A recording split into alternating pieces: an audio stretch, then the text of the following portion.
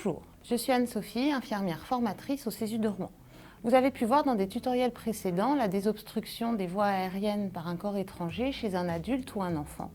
Nous allons voir à l'heure actuelle le cas particulier de la désobstruction chez le nourrisson, c'est-à-dire entre 0 et 1 an. Si le nourrisson est en obstruction partielle et qu'il tousse, comme pour l'adulte, vous n'avez rien à faire. Par contre, s'il est en obstruction totale, là, il faut réagir vite. Cela peut arriver au moment des repas ou alors lorsqu'il est en train de jouer et qu'il met des objets à la bouche. La reconnaissance rapide est capitale afin de libérer les voies aériennes rapidement.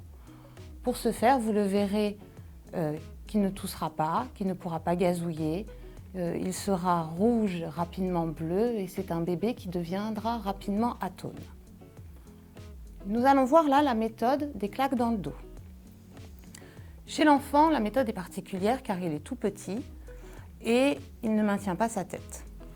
Vous allez devoir crocheter sa bouche avec les doigts en fourchette, installer l'enfant à califourchon sur votre bras et positionner votre bras sur votre cuisse. C'est pour ça que vous devez être assis, les pieds bien ancrés dans le sol.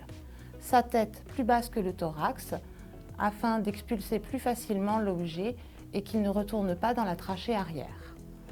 Une fois la position bien installée, vous allez pouvoir réaliser les claques dans le dos entre les omoplates, donc 5 claques dans le dos. 5.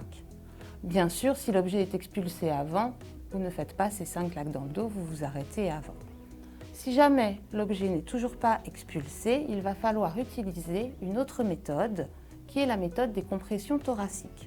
En effet, on ne peut pas réaliser la méthode des compressions abdominales chez le nourrisson car vous risqueriez d'abîmer ses organes internes. Pour cela, vous allez attraper l'enfant avec votre autre main au niveau de la tête. Vous allez le retourner. La tête doit toujours être plus basse que le thorax.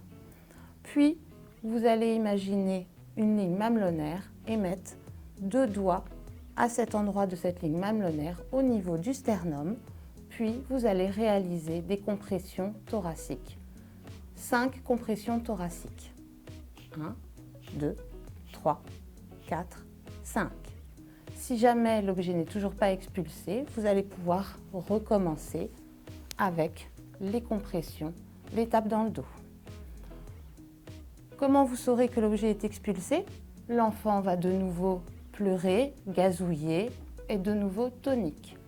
Une fois que vous aurez réalisé ces gestes, il faudra alors prendre votre enfant dans les bras, le rassurer et regarder si l'objet ne reste pas quelque chose dans sa bouche. Bien sûr, à ce moment-là, il faudra aussi appeler les secours si une personne ne l'a pas déjà fait, puisqu'il faut aller vérifier qu'il n'y a pas eu de souci pour l'enfant. Merci d'avoir suivi ce tutoriel.